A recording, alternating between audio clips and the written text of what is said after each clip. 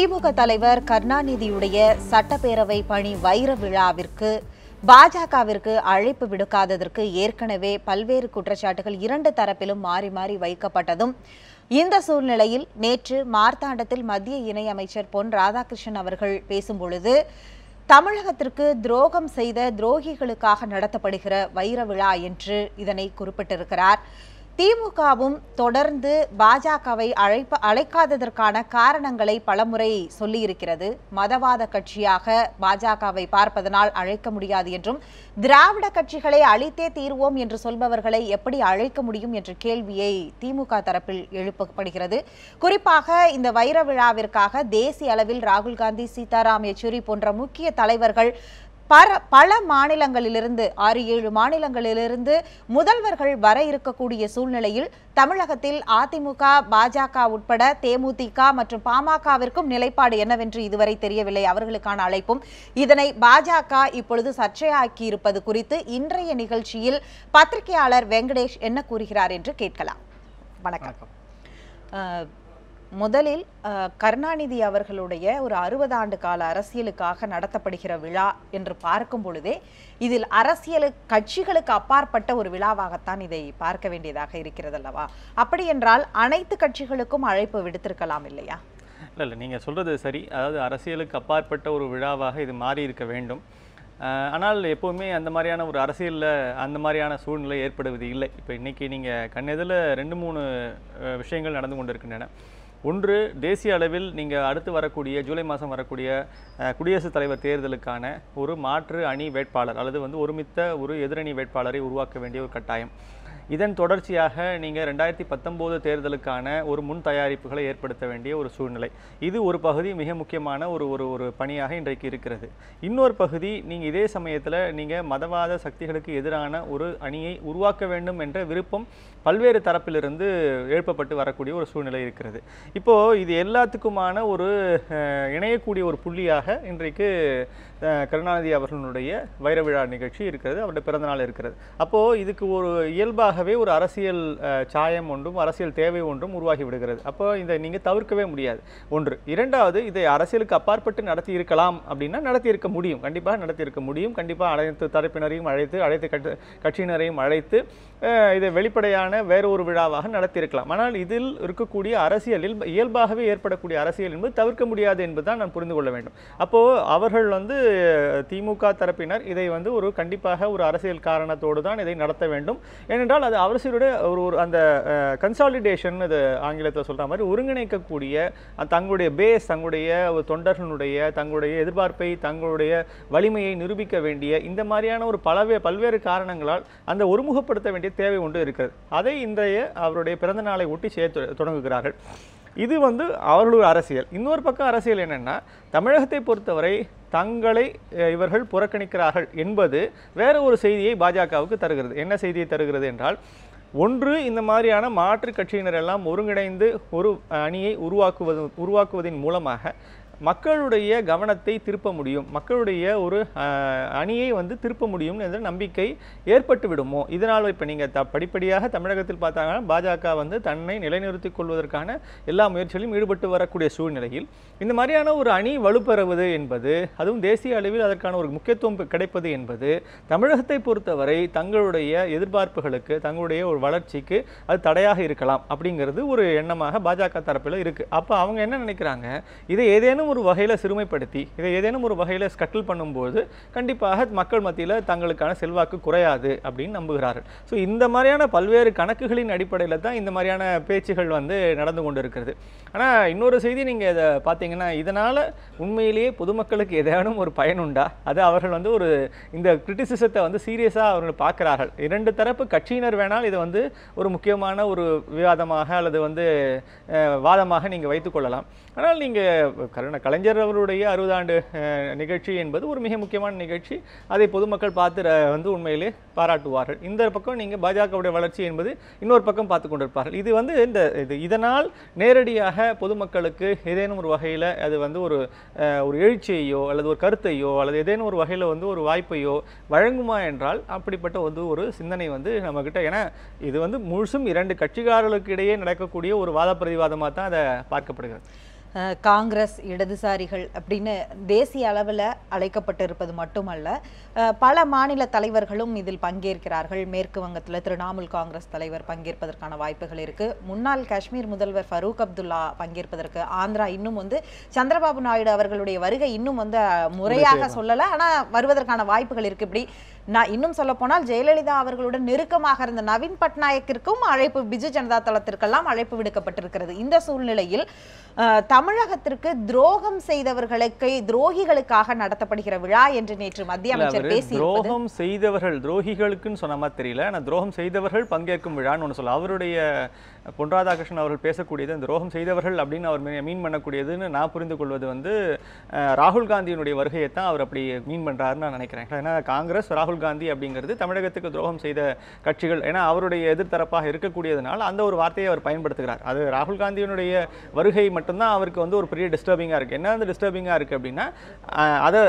அதை இந்த சமயத்தில் அந்த வார்த்தையை பயன்படுத்துவதன் மூலமாக தமிழக மக்களுக்கு ஒரு செய்தியை சொல்றார். நீங்கள் அவர்கள் யாரை அழைக்கிறார்கள் என்றால், ஒரு தமிழகத்துக்கு வஞ்சித்த பல செய்திகளை செய்த, பல செயல்களை செய்த காங்கிரஸை அவர்கள் அழைக்கிறார்கள் அப்படின்னு ஒரு குற்றச்சாட்டு. இதை தனிப்பட்ட ஒரு விழாவிலிருந்து ஒரு அரசியல் சாயத்தோடு கொண்டு அதை அதுக்கு இன்னொரு இடத்துல முடிச்சு போடுறார். உங்களுக்கெல்லாம் தமிழகத்துக்கு ஒரு தேவையற்ற ஒரு பிரச்சனைகளை ஏற்படுத்திய ஒரு காங்கிரஸ் அல்லது துரோகம் செய்ய இழைத்த ஒரு காங்கிரசினுடைய ஒரு துணைத் தலைவரை அவர்கள் அழைக்கிறார்கள் அப்படின்னு அதுக்கு ஒரு கலர் ஒன்று கொடுக்குறார். கொடுப்பதன் மூலமாக ஒரு அரசியல் ஆதாயத்தை தேட பார்க்கிறார். ஆனால் இது எல்லாத்துக்கும் அப்பாற்பட்டது தான். நீங்கள் இந்த விழாவை நீங்கள் இயல்பாகவே நான் சொல்கிறேன், ரொம்ப எளிமையாக நீங்கள் அவர் அவருடைய அரசியல் பணி, அரசியலினுடைய முக்கியத்துவம், அவருடைய இப்போ நீங்கள் சொன்ன நவீன் பட்நாயக்லேருந்து ஆரம்பித்து மிக முக்கியமான பல தலைவர்கள் வருகிறார்கள் எனும் பொழுது அது முற்றிலும் அரசியலுக்கு அப்பாற்பட்டு நடத்தப்பட்டிருந்தால் மிகச்சிறப்பாக இருந்திருக்கும். ஏன்னா நம்ம அவருடைய கொள்கைகளிலோ இல்லை அவருடைய அரசியல் செயல்பாடுகளிலோ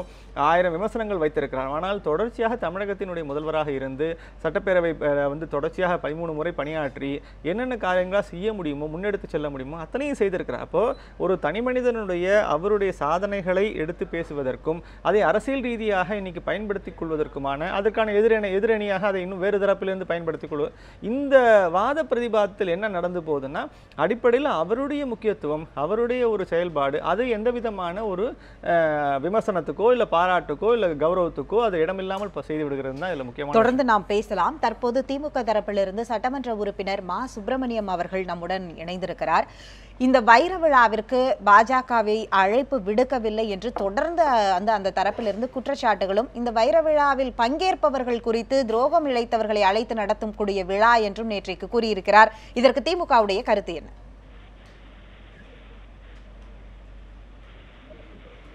வணக்கங்க. பொதுவா ஒரு மிக சிறப்பான விழா அது. தலைவர் கலைஞர் அவர்கள் 1957 தொடங்கி இது நாள் வரை சட்டமன்றத்தில் ஒரு 60 ஆண்டு காலம் பணியாற்றி கொண்டிருக்கிற இந்த ஒரு விழாவை ஒரு சர்ச்சைக்குரிய வகையில் பொன் ராதாகிருஷ்ணன் போன்றவர்களும் தமிழிசை சவுந்தரராஜன் போன்றவர்களும் பேட்டி கொடுப்பது என்பது மிக மிக மிக அநாகரிகமான ஒன்று. அரசியல்ல எதெல்லாம் அரசியல் பண்றதுங்கிறத ஒரு அர்த்தம் இல்லாம அரசியல் பண்றவங்களா இருக்கிறாங்க. ஒரு மிகப்பெரிய தலைவர்கள் அவர்கள், ஒரு மத்திய அமைச்சர், இவங்க ஒரு மாநில தலைவர், ஒரு நான்காம் தர மேடை பேச்சாளரை போல ஒரு மிக கீழ்த்தரமாக விமர்சனம் செய்வது என்பது இது பொறுத்து கொள்ளவே முடியாத ஒன்று. தலைவர் கலைஞருடைய பிறந்த நாள் இன்னைக்கு திமுக முடிவு பண்ணணும், யாரை கூப்பிடணும் கூப்பிடக்கூடாதுங்கிறது திமுக தான் முடிவு பண்ணுமே தவிர பாஜகவை முடிவு பண்றது, பாஜகவை கூப்பிடணுமா வேணாங்கவாங்கிறது திமுக முடிவு எடுக்க வேண்டிய விஷயம். பாஜக இன்னைக்கு தமிழ்நாட்டுக்கு என்ன பண்ணிட்டு இருக்கு? காவிரி மேலாண்மை வாரியத்தை அமைச்சு தரணும்னா அமைச்சு கொடுத்தாங்களா? நீட்டு தேர்வு வேணாம், ஏழை மாணவர்கள் பாதிப்பாங்கன்னு சொன்னா அதை தடுத்தாங்களா? இல்ல தமிழ்நாட்டுக்கு எந்த நல்லதையாவது பாஜக இப்ப பண்ணிட்டு இருக்கா? இதை முதல்ல நினைக்கணும். ஏதோ காங்கிரஸ் தமிழ்நாட்டுக்கு துரோகம் அழைச்சிருச்சுன்னா பாஜக இன்னைக்கு இழைத்துக் கொண்டிருக்கிற துரோகங்களுக்கு ஈடா இணையா சார், இந்த அரசியல், அதாவது அரசியல் விமர்சனங்களுக்கு அப்பாற்பட்டு அடிப்படையான ஒரு கேள்வி இருக்கு. என்ன கேள்வி என்றால், உங்களுக்கு நன்றாக நினைவிருக்கலாம், 2011 அன்றைக்கு திமுக தலைவர் கருணாநிதி அவர்கள் முதல்வராக இருக்கும் பொழுது நேரடியாக சென்று பாஜகவுடைய மூத்த தலைவர் இலா கணேசன் அவர்களுடைய பிறந்த நாள் விழாவில் வாழ்த்து தெரிவித்துவிட்டு பத்திரிகையாளர்களை சந்திக்கும் போது 2 பேரும் சொன்ன கருத்துக்கள், கொள்கை ரீதியாக நாங்கள் வேறுபட்டு இருந்தாலும் ஆனால் இருவரும் நட்பு பாராட்டுவதில் என்றைக்குமே சளைத்தவர்கள் இல்லை என்ற கருத்தை முன்வைத்தார். அப்படியான ஒரு கருத்தை பின்பற்றிய, கொள்கையை பின்பற்றியவருடைய விழாவிற்கு ஏன் அழைப்பு விடுக்கவில்லை? இப்ப தலைவர் கலைஞர் அவர்களை பொறுத்தவரை பாஜகவை பற்றி சொல்லுகிற போது சொல்வார்கள் ராங் பார்ட்டி ரைட் பர்சன் சொல்லி திரு வாஜ்பாய் அவர்களை பல்வேறு முறை பாராட்டி இருக்கிறார். திரு இலகணேசன் அவர்களை தொடர்ந்து அவருடைய ஒவ்வொரு பிறந்த நாளுக்கும் தலைவர் கலைஞர் அவர்கள் அவருடைய இல்லத்துக்கு போவதும் அவர் இவர் இல்லத்தில் சந்திப்பதும் ஒரு நல்ல ஒரு பண்பாடான விஷயமாக கூட இருந்தது. ஆனா அந்த பண்பாடு இலகணேசன் அவர்களிடத்தில் இருக்கிற பண்பாடு தமிழிசை சவுந்தரராஜன் இடத்தில் இல்லை, பொன் ராதாகிருஷ்ணன் இடத்தில் இல்லை என்பதுதான் இப்ப இருக்கிற மிக முக்கியமான பிரச்சனை. தமிழகத்தில் திராவிட இயக்கங்களே இல்லை, திமுகவை அழிப்பதுதான் என்னுடைய முதல் வேலை என்று சொல்லிக் கொண்டிருக்கிற ராதாகிருஷ்ணனை போய் நாம எப்படி போய் பண்பாடோட அவர் கையில போய் அணுக முடியும்?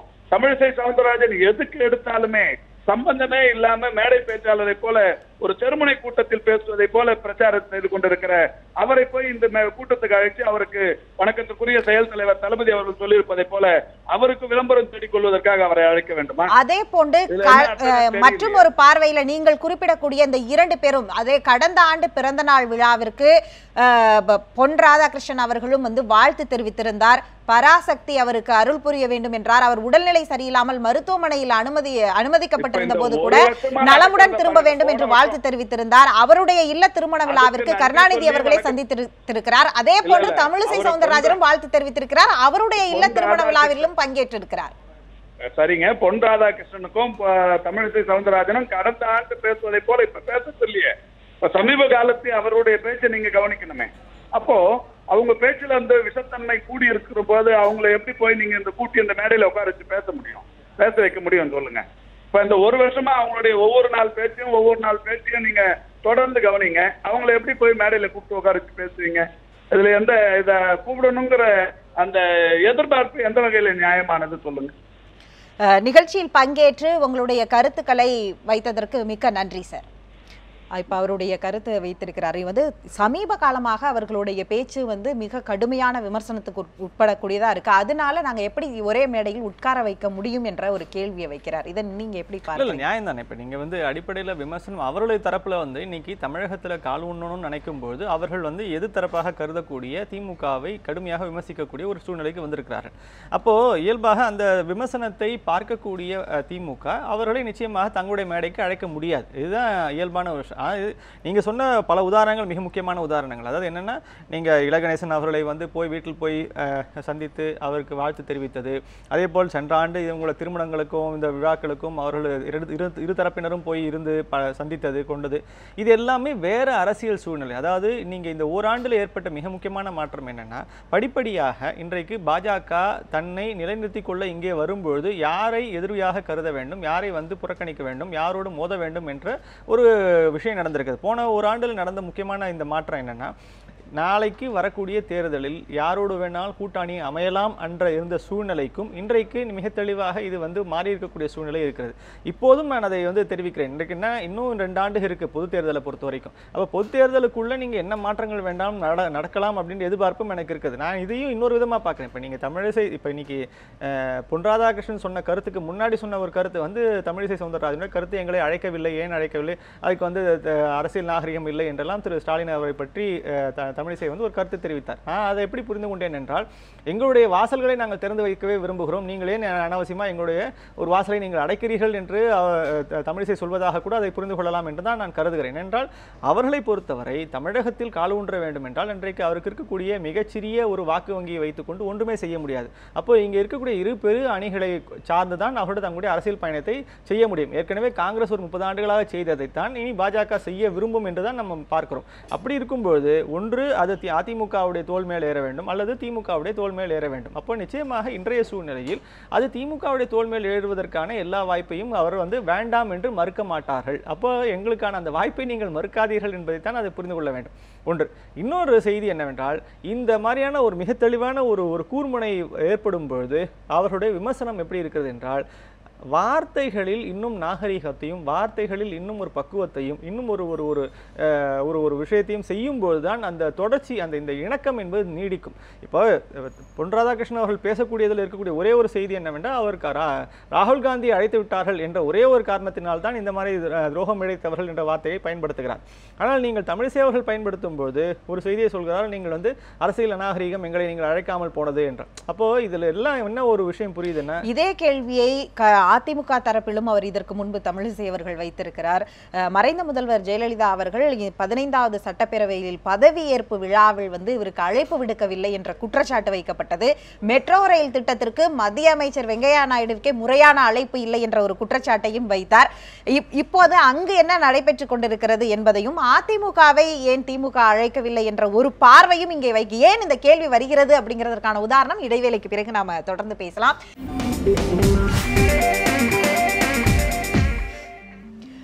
இன்றைய செய்தி நிகழ்ச்சி மீண்டும் தொடர்கிறது. பாஜகவிற்கு அழைப்பு விடுக்கவில்லை என்பதற்கான காரணங்கள் ஒரு பக்கம் இருந்தாலும் அதிமுகவிற்கும் இங்கு அழைப்பு விடுக்கப்படவில்லை. எப்படி அழைப்பு விடுக்கப்படும், இது எப்படி இந்த கேள்வி என்று எல்லோருக்குமே எழும். ஆனால் சமீப காலத்தில் ஜெயலலிதா அவர்கள் மருத்துவமனையில் இருந்தபோது எதிர்க்கட்சி தலைவராக ஸ்டாலின் பார்த்ததா இருக்கட்டும், அல்லது கருணாநிதி அவர்கள் மருத்துவமனையில் இருக்கும்போது இந்த தரப்பிலிருந்து போய் பார்த்ததாக இருக்கட்டும் என்று ஒரு அரசியல் நாகரிகம், இவருடைய பதவியேற்பு விழாவிற்கு எதிர்க்கட்சி தலைவர் அழைத்ததுன்னு ஒரு வேறு மாதிரியான ஒரு அரசியல் நாகரிகம் வளர்ந்து வந்த காலத்தில் அதை அழைக்கவில்லை என்பதோ இல்லை அழைப்பு விடுக்காமல் இருப்பதுங்கிறது யதார்த்தமான ஒன்று தானா? எப்படி எடுத்துக்கொள்வது இது? இல்லை, நீங்கள் இது 2-3 விஷயத்துல நீங்கள் புரிஞ்சுக்கோங்க. அதாவது நான் பார்க்கக்கூடியது 2 பெரும் ஆளுமைகள். அந்த அரசியல் மட்டத்துக்கு அப்பாற்பட்டு யோசிக்க வேண்டியன்னு ஒன்று இருக்குது. இப்போ நீங்கள் ஒருத்தருடைய கான்ட்ரிபியூஷன் 60 வருஷத்துக்கு கான்ட்ரிபியூஷன் இருக்குது அப்படின்னும் போது அதை அரசியல் கலப்பு இல்லாமல் அவருடைய கான்ட்ரிபியூஷனை எடுத்து பேசுறது அப்படிங்கிறது ஒரு தரப்பு. ஆனால் இன்றைக்கும் அதை அரசியல் தரப்போடு மட்டுமே புரிந்து கொள்ள வேண்டும், அரசியல் நியாயங்களோடு மட்டுமே புரிந்து கொள்ள வேண்டும் என்ற ஒரு விஷயம் இருக்குது. இப்போ இவருடைய கான்ட்ரிபியூஷனை, திரு கருணாநிதி அவருடைய கான்ட்ரிபியூஷனை நீங்கள் அரசியல் சாயம் இல்லாமல், அரசியல் தரப்பு இல்லாமல் நீங்கள் அவருடைய மக்கள் பணி, அவருடைய அரசியல் பணி இதை பேச வேண்டும் எனும்பொழுது கண்டிப்பாக நீங்கள் அந்த கட்சி சார்பற்று அதுலேருந்து நீங்கள் மேலே எழுந்து அவரை வரவேற்று அல்லது அவருடைய முக்கியத்துவங்களை எடுத்து பேசுறதுக்கான ஒரு இடம் இருந்தது. ஆனால் என்ன நடந்துச்சுன்னா, இப்போ அந்த தமிழ்நாட்டுடைய கல்ச்சரில் என்ன பெரிய சிக்கல் அப்படின்னா, எதையுமே அரசியல் சார்ந்து மட்டுமே பார்க்க வேண்டும். அப்போ என்ன நினைக்கிறாங்க அப்படின்னா, திமுக அதிமுக இருக்கக்கூடிய அதிமுகவுக்கும் அழைப்பு கொடுத்து விட்டால் என்ன ஆகும் அப்படின்னா, ஒரு பெரிய சிக்கல் என்ன வரும், இங்கே கீழே இருக்கக்கூடிய தொண்டர்கள் மத்தியில் ஏன் இப்படிப்பட்ட ஒரு அழைப்பு இருக்குது? ஏன்னா இது ஆரம்ப காலத்துலேருந்து போலரைசேஷன் மிக தெளிவாக இருக்கிறது. இது வேறு அது வேறு. இது திமுக அதிமுக விமர்சிப்பதும் திமுக விமர்சிப்பதும் தனி மனித ரீதியான விமர்சனங்களுக்கு போய் கொள்கை ரீதியான அல்லது அரசாங்கத்தினுடைய நடைமுறை ரீதியான விமர்சனத்துக்கு அப்பாற்பட்டு தனிப்பட்ட விமர்சனங்களும் ஆன ஒரு சூழ்நிலையில் நீங்கள் இந்த மாதிரியான ஒரு நேரடியாக ஒரு அழைப்பை கொடுத்து அவர்களை நீங்கள் வாருங்கள் அப்படின்னு அழைப்பது என்பது திமுகவில் இருக்கக்கூடிய தொண்டர்களுக்கும் ஏற்க மாட்டார்கள், அதிமுக இருக்கக்கூடிய தொண்டர்களும் ஏற்க மாட்டார்கள். ஏன்னா இது இப்படித்தான் பயிற்றுவிக்கப்பட்டிருக்கிறார்கள். என்ன இப்போ நீங்கள் டெல்லியில் இருக்கக்கூடிய அரசியலுக்கும் அல்லது நீங்கள் வெளிநாட்டில் இருக்கக்கூடிய அரசியலுக்கும் நமக்கு இருக்க மிகப்பெரிய ஒரு வித்தியாசம் என்னவென்றால், கொள்கை ரீதியாக அல்லது நீங்கள் அந்த அரசாங்கத்தை நடத்துவதில் இருக்கக்கூடிய குறைபாடுகளை சுட்டிக்காட்டுவது ரீதியாக நிச்சயமான வேறுபாடுகள் இருக்கும், கடுமையான விமர்சனங்கள் இருக்கும். ஆனால் தனிப்பட்ட அளவில் என்று வரும்போது அவர்கள் அந்த ஒரு இணக்கத்தை பேணி பாதுகாப்பார்கள். ஆனால் தமிழகத்தில் அந்த விதமான ஒரு பண்பாடு இல்லை. அப்படின்னும் போது இந்த சூழ்நிலையில் மட்டும் நான் நீங்கள் கருணாநிதி அவர்களுடைய ஒரு 60வது நிகழ்ச்சிக்கு மட்டும் நீங்கள் கூப்பிடுங்க அப்படின்னு நம்ம கேட்கறதுலே சாத்தியம் இல்லை. ஏன்னா அது இயல்பாகவே ஏற்றுக்கொள்ள முடியாத ஒரு போலரைசேஷன் நடந்திருக்கு. இந்த போலரைசேஷனை மீறி தான் பல விஷயங்கள் நடக்கணும்னு ஆசைப்படுறோம். இன்னைக்கு இரு பெரும் தலைவர்கள், ஒருவர் இல்லை, ஒருவர் கொஞ்சம் செயல் குன்றி இருக்கிறார் அப்படின்னும் பொழுது அந்த போலரைசேஷன்லேருந்து விலகி வரணும் அப்படின்னு தான் நம்ம ஆசைப்படுறோம். அதுக்கான ஒரு வாய்ப்பை நிச்சயமாக திரு ஸ்டாலின் அவர்கள் செய்திருக்கலாம். இதில் இன்னொரு ஒரு புத்திசாலித்தனம் ஒன்று பண்ணியிருக்கலாம். என்னன்னா, அவர் எல்லோரையுமே அழைத்திருக்கலாம், எல்லோ கட்சியினரையும் அழைத்திருக்கிறாங்க. அழைத்துவிட்டு அவர்கள் வராமல் போயிருந்தால் அது அவர்களுடைய நிலைப்பாடுகள் என்ற ஒரு விமர்சனத்தை நீங்கள் வைத்திருக்கலாமே தவிர, நீங்கள் அழைக்காமலே இருப்பது என்பது அவருடைய இந்த அடிப்படையிலிருந்து புரிந்து கொள்வது சரி. ஆனால் இதனுடைய அடுத்த கட்டமாக அவர்கள் அனைவருக்குமான ஒரு அழைப்பை விடுத்திருந்தால் அது வேறு ஒரு அரசியலுக்கும் வேறு விதமான ஒரு புரிதலுக்கும் கொண்டு சென்றிருக்கும் என்று நான் புரிந்து. அதாவது ஒரு அரசு விழாவுடைய புரோட்டோகாலே இங்கு எப்படி மரபுகள் மாற்றப்பட்டதுக்கான உதாரணத்தை இடைவேளைக்கு முன்னாடி 2 உதாரணங்களுக்கு உங்களுக்கு குறிப்பிட்டேன். தமிழிசை அதை குற்றச்சாட்டாக சொன்னாருங்கிறது. இது இப்பொழுது மா சுப்பிரமணியம் அவர்கள் குறிப்பிட்டது மாதிரி எந்த ஒரு கட்சியுமே அரசியல் ஆதாயம் தேடத்தான் நினைப்பார்கள். அது அவர்களுடைய அடுத்தடுத்த கட்ட நகர்வுக்கு அது ரொம்ப முக்கியம். இன்னைக்கு தமிழகம் இருக்கக்கூடிய சூழ்நிலையில அந்த கட்சி நாங்க தான் முடிவு பண்ணணும் யாரை கூப்பிடணும் கூப்பிடக்கூடாதுங்கிறத அவர்கள் தரப்பு வாதமாக வைக்கிறார்கள். அதுல ஒரு நியாயம் இருக்கத்தானே செய்கிறது. இல்ல அரசியல் செய்யக்கூடாது என்று சொல்லவே முடியாது. அரசியல் கண்டிப்பாக எல்லா வாய்ப்புகளையும் பயன்படுத்திக் கொள்ள வேண்டும் என்பது மாற்று கருத்து கிடையாது. அதை இன்னும் கொஞ்சம் இன்னும் ஒரு சொபிஸ்டிகேட்டடா செஞ்சிருக்கலாம் அப்படின்னு தான். என்ன சொபிஸ்டிகேஷன்? நான் முன்னாடி சொன்ன மாதிரி எல்லோருக்கும் அழைப்பு விடுத்து விட வேண்டியது. இப்போ நீங்கள் அதை பாஜகவாக இருந்தாலும் சரி, அதிமுகவாக இருந்தாலும் எல்லாருக்கும் அழைப்பு கொடுத்து விட்டு வருபவர்கள் தங்களை எப்படி நீங்கள் நிலைநிறுத்திக் கொள்கிறார்கள், இந்த அழைப்பை நாங்கள் ஏற்றுக்கொள்கிறோம், இல்லை நாங்கள் இந்த அழைப்பை ஏற்றுக்கொள்ளவில்லை அப்படின்னும் போது, ஏற்றுக்கொள்ளவில்லை எனும் போது கண்டிப்பாக அவர்களுடைய நிலைப்பாடுகள் என்னவென்பது தெரிந்துவிடும். பொதுமக்களுக்கு அதனுடைய ஒரு விவரங்கள் புரிந்துவிடும். இப்போ நம்முடைய நோக்கம் என்னவா இருக்கணும்னா, இதை ஒரு அரசியல் வாய்ப்பாக மாற்றுவது எப்படிங்கிறதா விஷயம். நீங்கள் இப்போ குற்றச்சாட்டு எப்படி வைக்க போகிறதா, திமுக ஏன் அழைக்கவில்லை அப்படின்ற ஒரு கேள்வி தான் இப்போ வைக்கிறமே தவிர, திமுக அழைத்து விட்டது ஆனால் நீங்கள் வரவில்லை என்ற ஒரு நிலைப்பாட்டை மாற்றி இருந்தால் அந்த அந்த ஹோல் ஸ்ட்ரக்சரே மாறி போயிருக்கும். அப்போ நிலைப்பாடுகள் மாறி போயிருக்கும். அப்போ நிச்சயமா இவர்கள் அதாவது போகாதவர்கள் விளக்கம் தர வேண்டிய ஒரு கட்டாயத்தில் ஆயிருப்பார். இப்போ அந்த அழைப்பு, நீங்கள் சொல்லக்கூடியது அழைப்பு விடுத்து அவங்க வரல அப்படிங்கிறது அந்த பார்வையிலே பார்க்கும் பொழுது காங்கிரஸ், இடதுசாரிகள் அவர்களை வந்து சமாதானப்படுத்துவதற்கான ஒரு நிர்பந்தம் திமுகவுக்கு இருக்கிறதுன்னு நினைக்கிறீங்களா? அதனால் கூட அழைக்காமல் இருந்திருக்கலாமா? இல்ல, அது நிர்பந்தம்ங்கிறத விட அவர் வேறு விதமான ஒரு கட்டமைப்பை உருவாக்க வேண்டும் என்று விரும்புகிறார். அதுதான் இப்போ புரிந்து கொள்ள வேண்டியது. இது நான் சொன்ன வாதத்துக்காக சொல்லப்பட்டது. அது நடக்கவே வாய்ப்பில்லை. ஆனால் இன்னொரு விஷயம் என்னன்னா, கண்டிப்பாக இப்போ அவர்கள் நினைக்கக்கூடிய அம்சம் என்னவென்றால், அடுத்து வரக்கூடிய 2 ஆண்டுகளில் எப்படி இந்த பாஜகவுக்கு எதிரான ஒரு அணியை அமைக்க வேண்டும் என்று ஒரு தேசிய அளவில் பல்வேறு கட்சிகள் அவர்கள் வந்து வேறு இடத்துல சின்னதாக பேசியிருக்கிறார்கள். அதை வந்து நீங்கள் எந்த வகையிலும் ஒருமுகப்படுத்தப்பட்ட ஒரு அமைப்பாக அல்லது ஒரு அணியாக அது திரளாத ஒரு சூழ்நிலையில் அந்த திரளுவதற்கான ஒரு வாய்ப்பை இங்கே தமிழகத்தினுடைய இந்த நிகழ்ச்சியின் வாயிலாக ஆரம்பிக்க வேண்டும் என்று தான் நினைக்கிறார். அப்போ அந்த நிகழ்ச்சியை அந்த ஒரு லார்ஜர் பிக்சருக்குள்ள வராதவர்கள் யாரோ, அது திமுகவா, அது அதிமுகவா இருக்கலாம், பாஜகவா இருக்கலாம், இதர சில கட்சிகளாக இருக்கலாம். இப்போ நீங்க வந்து தேமுதிகவோ பாமகவோ அந்த ஒரு லார்ஜர் பிக்சருக்குள்ள வர வாய்ப்பு இல்லை அப்படின்னு நிச்சயமா திரு ஸ்டாலின் அவர்கள் கருதுகிறார்கள். அப்போ அதுக்கெல்லாம் அழைப்பு இல்லை. அப்போ இந்த லார்ஜர் பிக்சருக்குள்ள ஒரு கிராண்ட் அலையன்ஸ் ஒன்று பில்ட் பண்ணணும் அப்படின்னு நினைக்கும் போது, ரெயின்போ அலையன்ஸ் சொல்றோம்ல, அது மாதிரியான பில்ட் பண்ணும்போது வேறு இந்த மாதிரி மாற்று சக்திகளை ஒருங்கிணைக்கக்கூடிய ஒரு புள்ளியாக இதை நினைக்கிறார். அதனால தான் நீங்க இந்த மாதிரியான ஒரு அழைப்பு அனுப்பப்படுகிறது, பிறருக்கு அழைப்பு இல்லாமல் இருக்கிறது. இன்னொன்று இதில் குறிப்பாக கவனிக்கக்கூடியது, சில நாட்களுக்கு முன்பு எதிர்க்கட்சித் தலைவர் ஸ்டாலின் அவர்களுடைய அறிக்கையில் குறிப்பிட்டு, வைர விழா நடப்பதற்கு முன்பே சட்டமன்ற கூட்டத்தொடரை வந்து ஆளுநர் அவர்கள் இறுதி செய்ததற்காக அவர் வந்து ஒரு கண்டன அறிக்கையை வெளியிட்டிருந்தார். வைர விழா குறித்த பதிவுகள் வந்து சட்டமன்ற குறிப்பேடுகளில் வந்துவிடக் கூடாது என்பதற்காகவே இப்படியான ஒரு முடிவை ஆளும் கட்சி எடுத்திருக்கிறது அப்படிங்கிற ஒரு குற்றச்சாட்டை இந்த இடத்தில் வைத்திருக்கிறார். குளித்தலையில் 1957 ஆரம்பிச்சு இப்ப திருவாரூர் 2017 60 ஆண்டுகள்ல அவருடைய சட்டமன்ற பணிகள், முதல்வரான பணிகள், இந்த அடிப்படையில் இந்த ஒரு குறிப்பேட்டில் ஒரு பதிவு அப்படிங்கறதை கூட விரும்பவில்லையா அப்படிங்கிற ஒரு கேள்வியும் இந்த இடத்துல வருது இல்லையா? இல்ல, அது நிச்சயமாக குறிப்பேட்டில் இடம்பெற்றிருக்க வேண்டிய செய்தி, அதில் எந்த மாற்று கருத்தும் கிடையாது. அவருக்கு நீங்கள் சட்டப்பேரவையில் அதற்கான ஒரு பாராட்டு, அந்த ஒரு நிகழ்ச்சி நடத்தி அதை கண்டிப்பாக நீங்கள் சட்டப்பேரவை நடத்தப்படும் கூடிய சூழ்நிலையில் அதை வந்து நீங்கள் அவருடைய ஒரு 60 ஆண்டு கால ஒரு செயல்பாட்டுக்கு பாராட்டு விழா நடத்துவது அல்லது அதை பற்றிய பேசுவது என்பதும், அந்த குறிப்புகளை கண்டிப்பாக நம்ம சட்டப்பேரவை குறிப்புகளில் இடம்பெற செய்வது என்பதும் நம்முடைய கௌரவமாகத்தான் இருந்திருக்கும். இதை ஏன் செய்யவில்லை அப்படின்னு கேட்கக்கூடிய இடத்துல கண்டிப்பாக நீங்கள் நம்ம வந்து இதை வந்து ஒரு அரசியல் படுத்த வேண்டாம் நான் நினைக்கிறேன். ஏன்னா உடனடியாக ஒரு இப்போ நீங்கள் என்ன சொல்கிறது, இப்போ சட்டப்பேரவை செயலாளர் சொல்லித்தான் இப்போ நீங்கள் கவர்னர் வந்து அந்த சட்டப்பேரவையை முடித்து வைத்திருப்போம். அப்போது அவர்கள் எதுக்காக அதை செய்தார்கள், ஏன் அதை உடனடியாக முடித்து வைத்தார்கள் என்பதற்கான விளக்கம் நீங்கள் கவர்னர் தரப்பில் இருந்தால் நமக்கு வரணும், இல்லை சட்டப்பேரவை தரப்பில் இருந்தால் நமக்கு வரணுமே தவிர, இதுக்காகத்தான் இந்த மாதிரி இவருடைய இந்த குறிப்பு வரக்கூடாது என்பதற்காகத்தான் இதை முடித்து வைக்கப்பட்டது அப்படின்னு சொல்லக்கூடியது மீண்டும் ஒரு அரசியல், அது மீண்டும் ஒரு விமர்சனமாக அப்படித்தான் நம்ம பார்க்க வேண்டும். இதெல்லாம் இயல்பாக நடந்ததா இல்லை வந்து திட்டமிட்டு நடந்ததா என்பதை நம்மால் இப்போதைக்கு புரிந்து கொள்ள முடியாது. ஆனால் என்ன ஒன்று நடந்திருக்கலாம் என்றால், கண்டிப்பாக அவருடைய 60 ஆண்டு கால ஒரு பணியை பாராட்டும் விதமாக ஒரு குறிப்பு, கண்டிப்பாக அதை பற்றி ஒரு பாராட்டு குறிப்புகள் நிச்சயமாக சட்டப்பேரவை குறிப்புகளில் இடம்பெற்றிருந்தால் இன்னும் சிறப்பாக இருந்திருக்கும் என்பதில் மாற்று கருத்தில்லை. நிகழ்ச்சியில் பங்கேற்று உங்களுடைய கருத்துக்களை பகிர்ந்து கொண்டதற்கு மிக்க நன்றி. மற்றொரு நிகழ்ச்சியில் சந்திக்கலாம். நன்றி, வணக்கம்.